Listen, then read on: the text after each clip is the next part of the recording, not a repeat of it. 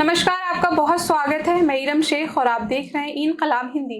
हमारे इस खास शो का नाम आज के 7 सवाल, जहां पर हम देश और दुनिया से जुड़े तमाम अहम मुद्दों पर चर्चा करते हैं। हमारे साथ खास बातचीत के लिए इनकलाब हिंदी के मैनेजिंग एडिटर आस मोहम्मद कैफ मौजूद है। सर, आपका बहुत स्वागत है। बहुत धन्यवाद इरम। ठीक है, आप कैसी हैं? आप? जी सर, मैं भी बहुत ठीक हूँ। Very nice. आज जो हमारा मुद्दा है वो भारत और इंग्लैंड के बीच जो जारी टेस्ट सीरीज है इस पर रहेगा। 5 मैचों की सीरीज में पहले टेस्ट मैच में भारत को हार का सामना करना पड़ा। दूसरा मैच एडवेस्टन में जारी है। इसी से जुड़े कुछ सवाल है और इस पे चर्चा आज हम सर से करने जा रहे हैं। गुड। हाँ इरम।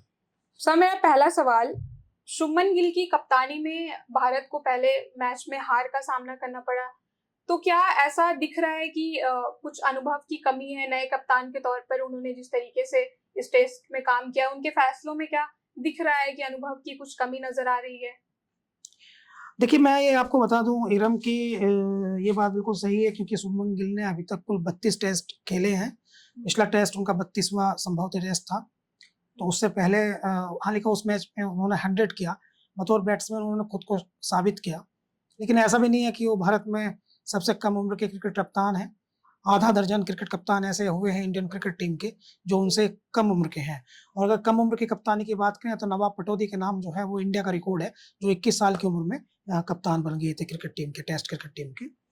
शुभमन गिल जो है वो उनमें स्किल्स तो है, जब आईपीएल में कप्तानी कर रहे थे तो उन्होंने दिखाई थी स्किल्स, लेकिन आईपीएल की कप्तानी और टेस्ट टीम की कप्तानी में बहुत फर्क है। इतना फर्क है कि आप मोटरसाइकिल चलाते चलाते तुरंत आप डिफेंडर चलाने लगे, तो इतना फर्क है। और ये बहुत बड़ा फर्क है। 5 दिन की क्रिकेट होती है दुनिया में, जितनी भी क्रिकेट है और जो भी क्रिकेट है वो रियल क्रिकेट अगर कुछ है तो टेस्ट क्रिकेट है। व्हाइट ड्रेस में जो क्रिकेट खेली जाती है वो सबसे प्राचीन क्रिकेट है। और इंग्लैंड से जब क्रिकेट शुरू हुई थी तो वही टेस्ट क्रिकेट जो क्रिकेट है उसमें रेड बॉल होती है, व्हाइट ड्रेस होती है, तो वो सबसे ऊंची क्रिकेट है।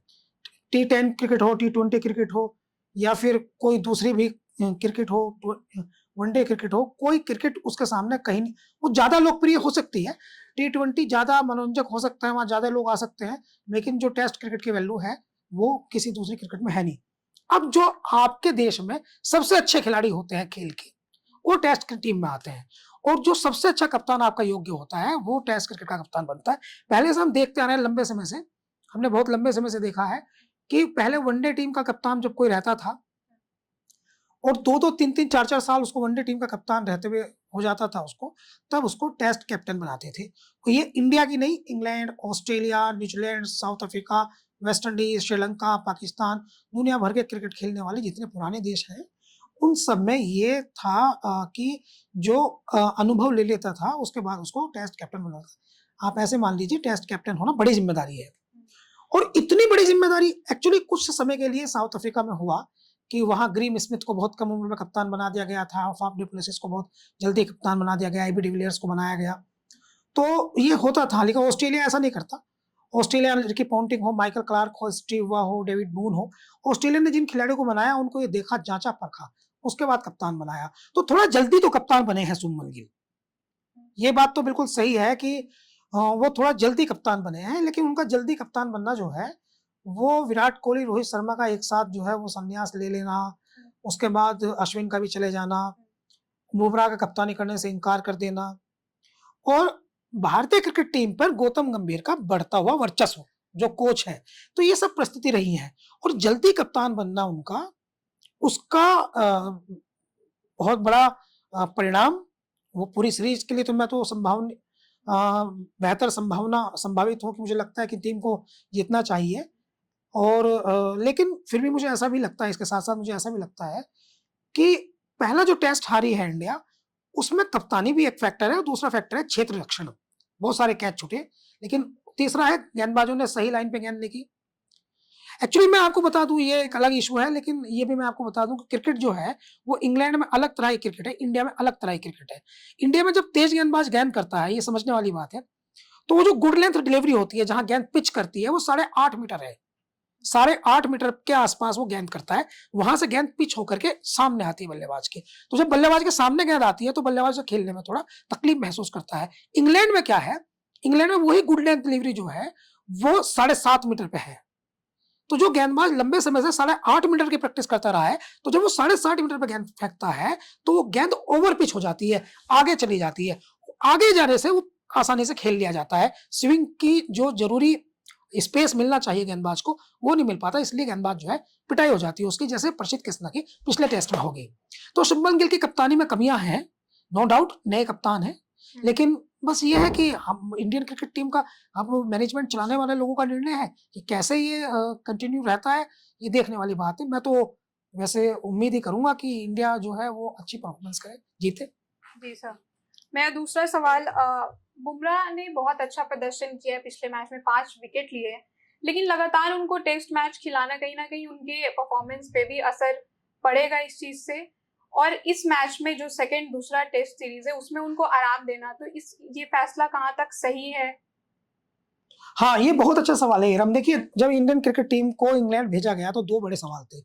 एक ये था, अभी क्या हुआ हमारे साथ में, ऑस्ट्रेलिया में एक टेस्ट सीरीज इंडिया ने खेली थी और भारत वहां से हार करके आया।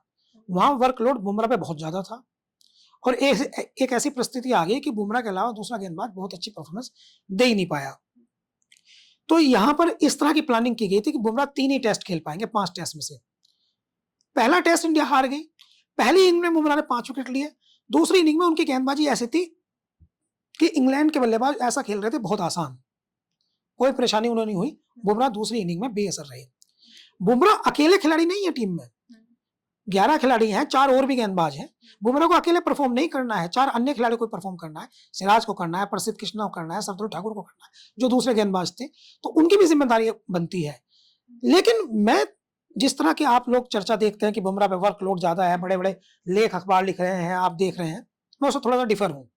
अगर आप टीम के लिए उपलब्ध नहीं है, आप टीम के लिए खेल नहीं सकते, आपको फिटनेस का इशू है, तो ये समझना पड़ेगा, आपको ये समझना पड़ेगा, देश को भी ये समझना पड़ेगा कि खिलाड़ी तो वो है जो जरूरत पे देश के काम आए। आपको खेलना तो पड़ेगा, आपको खेलना तो पड़ेगा। अब इस तरह से तो दूसरी टीम जो है वो मनोवैज्ञानिक लाभ ले जाती है। पहले उन्होंने कह दिया कि वो 3 टेस्ट के लिए उपलब्ध हैं, तो अब शायद ये योजना बनाई गई होगी कि एक में रेस्ट कराएंगे, एक खिलाएंगे, एक में रेस्ट कराएंगे तो एक खिलाएंगे, तो दूसरे गेंदबाज जो है वो क्या करेंगे। तो बुमराह को लेकर के काफी गलती हुई है इंडियन क्रिकेट टीम के सिलेक्शन में। हमें मोहम्मद शमी को टीम में ले जाना चाहिए था। मोहम्मद शमी होते तो वो सीनियर गेंदबाज हैं, और वो जो आज हमको प्रेशर दिखाई दे रहा है बुमराह के ना खेलने से, शमी के वो होने से वो प्रेशर जो है वो यूटिलाइज होगा, कम होता। मेरा अगला सवाल, कि शुभमन गिल नए कप्तान है और कहीं ना कहीं भारत ने जो पिछला मैच गंवाया, सारी जिम्मेदारियां कप्तान पे ही जाती है। तो नए कप्तान के तौर पर अभी उनको टेस्ट की जिम्मेदारी है उन पे, कि टेस्ट उनको कैसे सीरीज जीतना है। तो क्या ये प्रेशर है शुभमन गिल पे, एक उनके परफॉर्मेंस पे ये आएगा दबाव, ये प्रेशर का? देखिए, प्रेशर तो रहता ही है, कप्तान कोई भी है वो प्रेशर तो रहता ही है। लेकिन मैं ये भी कह रहा हूँ कि इसको हम इस दृष्टिकोण से समझते हैं कि उन्होंने पहले मैच में जो है वो 100 किया था, और इंडिया की क्रिकेट में, मैं कह रहा हूँ वर्ल्ड क्रिकेट में जो सबसे बड़ा नाम क्रिकेट का रहा है वो नाम है सचिन तेंदुलकर। और सचिन तेंदुलकर जैसे ही कप्तान बने थे, उस समय उनकी टीम में कई सीनियर प्लेयर थे, उनसे भी अधिक सीनियर प्लेयर थे टीम में, वो कप्तान बने। अजहरुद्दीन उस समय उनके सीनियर प्लेयर थे टीम में थे, कई टेस्ट इंडिया के सबसे सफल कप्तानों में से एक हैं, वनडे की कप्तानी कर चुके थे, टेस्ट की बहुत सारी कप्तानी कर चुके थे, 10 साल से भी ज्यादा उस समय कप्तानी कर चुके थे। हालांकि बाद में सचिन को हटा करके फिजा अजहर को बनाया गया था। तो उस समय सचिन जैसे ही कप्तान बने तो उनकी परफॉर्मेंस गड़बड़ा गई। सचिन तेंदुलकर की जो परफॉर्मेंस थी, जिस प्रकार के वो प्लेयर थे, कप्तानी के प्रेशर में आकर के वो स्कोर नहीं कर पा रहे थे। कभी कभी किया, लेकिन जिस तरह से करते थे उस तरह से नहीं कर पा रहे थे जब बिना कप्तान रहते हुए करते थे। तो कप्तान पे प्रेशर तो रहता है, और जैसे ही वो कप्तानी से हटे सचिन तेंदुलकर, तो फिर उन्होंने एक के बाद एक 100 मार दिए। लेकिन शुभमन गिल ने तो पहले ही मैच में 100 किया ना। शुभमन गिल ने बतौर प्लेयर अपना काम तो किया। मैं कह रहा हूँ पूरी टीम को काम करना है, जो कैच छुटे में नहीं छुटने थे गेंदबाजों का। अब लोग कहते हैं सिराज दिल से गेंदबाजी करते हैं, दिमाग से गेंदबाजी करें, ये करें वो करें, सब कहते हैं। तो स्किल जो है वो पूरी टीम को दिखानी पड़ती है। अभी आपको मैं बताता हूं कि जब से क्रिकेट खेल रही है दुनिया, हर क्रिकेट टीम के पास स्टार है। वेस्ट इंडीज के पास बहुत बड़े स्टार थे, ब्रायन लारा, शिवनारायण चंद्रपाल, राम नरेश सरवन। एक जमाना था उनके पास थे क्लाइव लाइड, एम्ब्रोस वाल्स। एक जमाना आया कि ऑस्ट्रेलिया के पास रिकी पॉन्टिंग, माइकल करार, स्टीव वाह, मार्क वाह, माइकल बेवन, ग्लेन मैकग्रा जैसे स्टार थे। इंग्लैंड के पास भी स्टारों की लंबी फहरिस्त है। पाकिस्तान के पास भी एक से बढ़कर एक स्टार रहे। इंडिया के पास भी सुपरस्टार प्लेयर है। कि प्रॉब्लम कहाँ आई है? प्रॉब्लम यह आई है कि हमने उन टीमों से नहीं सीखा जिनके पास बड़े चेहरे नहीं है लेकिन वो टीम बनकर खेलते हैं। जैसे साउथ अफ्रीका। साउथ अफ्रीका की जब टीम खेलती है तो वो 4 खिलाड़ी पर निर्भर होकर नहीं खेलती। साउथ अफ्रीका ने अभी टेस्ट चैंपियनशिप जीती है, उनका ऊपर से लेकर नीचे तक यानी 1 नंबर से लेकर 11 नंबर तक का खिलाड़ी परफॉर्म कर रहा था। न्यूजीलैंड तो मशहूर इसलिए है, न्यूजीलैंड का सारे खिलाड़ी परफॉर्म करते हैं। हमारे यहाँ क्या है, पिछले हम देख रहे हैं जब से क्रिकेट है, एक जमाना था तेंदुलकर आउट हो गए टीम खत्म, एक जमाना था कि गावस्कर थे टीम में, एक जमाना आया अजहरुद्दीन थे टीम में, एक जमाना था कपिल देव, अब फिर आया राहुल द्रविड़, सौरव गांगुली, वीवीएस लक्ष्मण का दौर आया, आज का जो दौर है विराट कोहली, रोहित शर्मा, अब वो चले गए तो एक्स्ट्रा प्रेशर है। तो टीम को टीम की तरह खेलना है। ये जो 2-4 खिलाड़ियों पे निर्भरता है इसका नुकसान है। हमें सीखना चाहिए साउथ अफ्रीका से, न्यूजीलैंड से, या लेटेस्ट में अगर हम किसी टीम से सीख सकते हैं तो अफगानिस्तान से सीखें। हर खिलाड़ी को अच्छा परफॉर्म देना पड़ेगा। एक कप्तान की जिम्मेदारी नहीं है सब कुछ करने की। सर, पिछले मैच में जो भारत की हार हुई लीड्स में, हाँ। इसके पीछे का जो मुख्य कारण है वो क्या माना जा रहा है, क्या लग रहा है, और इसके पीछे क्या बल्लेबाजी जो फ्लॉप हुई है वो कारण है, या गेंदबाजी ने उतना कमाल नहीं दिखा पाया? देखिए, अब 4 दिन तक तो मैच बराबरी पे था। पहले दिन इंडिया ने अच्छा स्कोर किया, 200 लगे थे। दूसरे दिन जो है 100 और लगा इंडिया का। उसके बाद इंग्लैंड के 200 लगे, और चौथे दिन 5वें दिन इंडिया मैच हारा। 4 दिन तक तो सब तक बराबर था। 5वें दिन हारा, 371 रन बनाने थे इंग्लैंड को और उन्होंने वो चेस कर लिए चौथी पारी में। और अंतिम दिन टेस्ट क्रिकेट में 371 रन बनाना मुश्किल होता है, बना लिए इंग्लैंड ने ये रन। ये चौंकाती है बात। और इसमें 2 मुख्य कारण मैं समझता हूँ। एक तो गेंदबाजी बिल्कुल बेअसर हो गई, कप्तान जो है वो सही इस्तेमाल नहीं कर पाए, लाइन अच्छी नहीं थी गेंदबाजों की, बिल्कुल बेअसर गेंदबाजी हो गई। और एक और कारण है, और वो कारण ये है कि कैच बहुत छूटे। तो इसी पे अगला सवाल कि दूसरे टेस्ट मैच से पहले बहुत सारे चेंजेस किए गए टीम में। कुलदीप यादव को, नीतीश रेड्डी को शामिल किया गया, ऐसे स्पिनर को लाया गया। तो इससे क्या ये रणनीति सही साबित होगी? और जसप्रीत बुमराह की जगह आकाशदीप को खिलाना, क्या ये रणनीति आगे जाके सही साबित होगी? नहीं, आज नहीं तो देखिए, सुनिए मैं बताता हूँ। आज 3 खिलाड़ियों का चेंज हुआ है। शार्दुल ठाकुर नहीं खिला रहे हैं, साई सुदर्शन को नहीं खिलाया है, और जसप्रीत बुमराह को आराम दिया गया है। 3 खिलाड़ी आज नहीं खिला रही है इंडियन टेस्ट टीम इंग्लैंड में। जो 3 खिलाड़ी और उनकी जगह खेल रहे हैं वो आपने उनका नाम बता दिया। उनमें से एक वाशिंगटन सुंदर है, एक नीतीश रेड्डी है, और एक आकाशदीप है।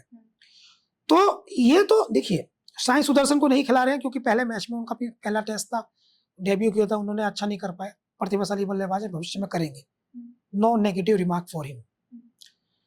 शार्दुल ठाकुर जो है, उन्होंने वहां जब ट्रायल मैच हुआ था एक, तो ट्रायल मैच में 100 किया था। उम्मीद ये थी कि वो ऑलराउंडर का कैरेक्टर अच्छा प्ले करेंगे।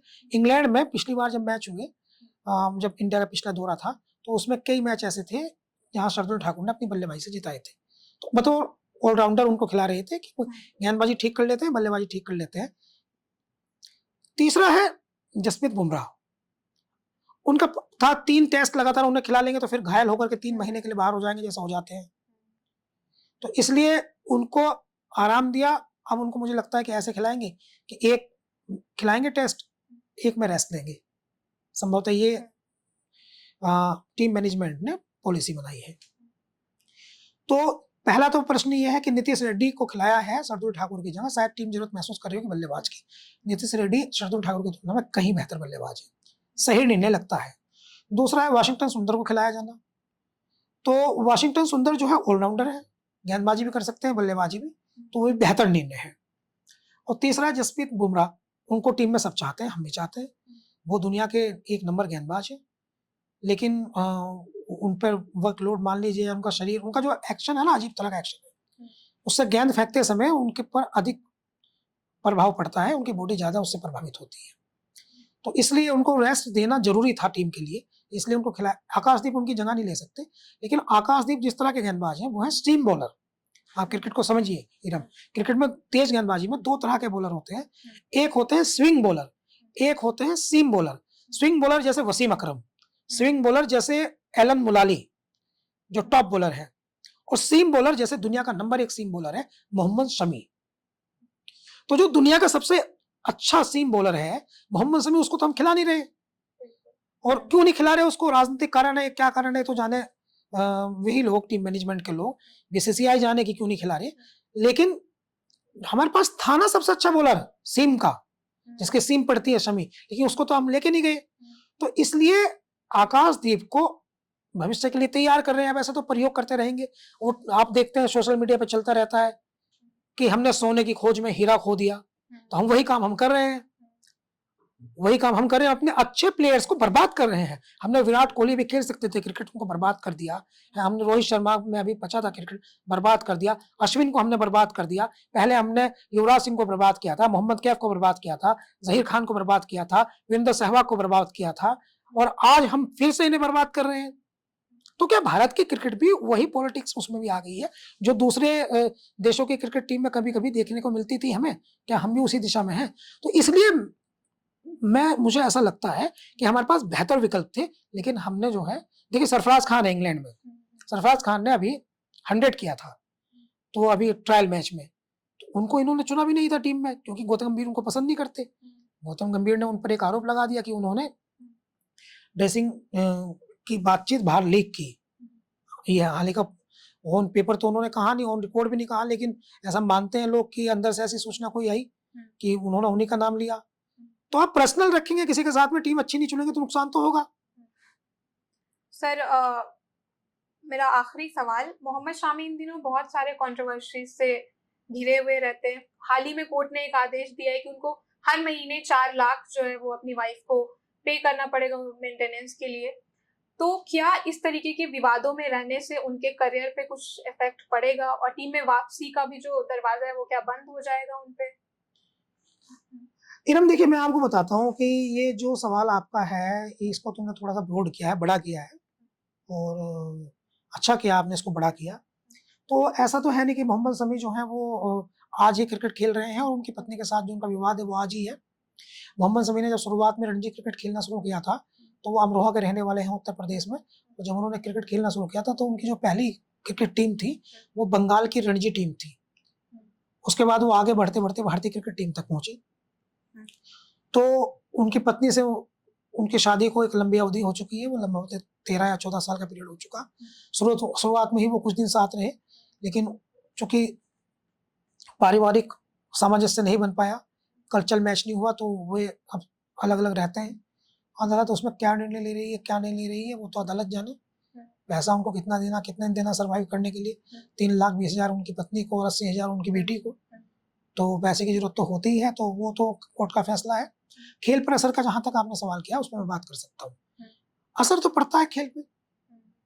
जब आदमी के जीवन में कलह हो, जब उसके परिवार में कुछ उथल पुथल चल रही हो, तो हमारे काम पर भी असर पड़ता है, हमारे खेल पर भी असर पड़ता है, हमारी परफॉर्मेंस उससे प्रभावित तो होती है। मगर मोहम्मद शमी ने ऐसा होने नहीं दिया। आप देखिए, वर्ल्ड कप में भी इस पोजीशन थी, लेकिन उन्होंने कमाल किया था। बल्कि जब उनकी पत्नी से लड़ाई होती है, एक और इंटरेस्टिंग बात है, तब उनकी परफॉर्मेंस अच्छी होती है। लोग कहते हैं कि उनको गुस्सा जो उनका होता है, फायर, वो गेंद पर निकाल देते हैं। तो इस वाली बात से मैं थोड़ा सा अपना ख्याल सुधार रखता हूँ कि बीसीसीआई उनको इसलिए नहीं चुन रही है क्योंकि वो पत्नी के साथ उनका कुछ चल रहा है।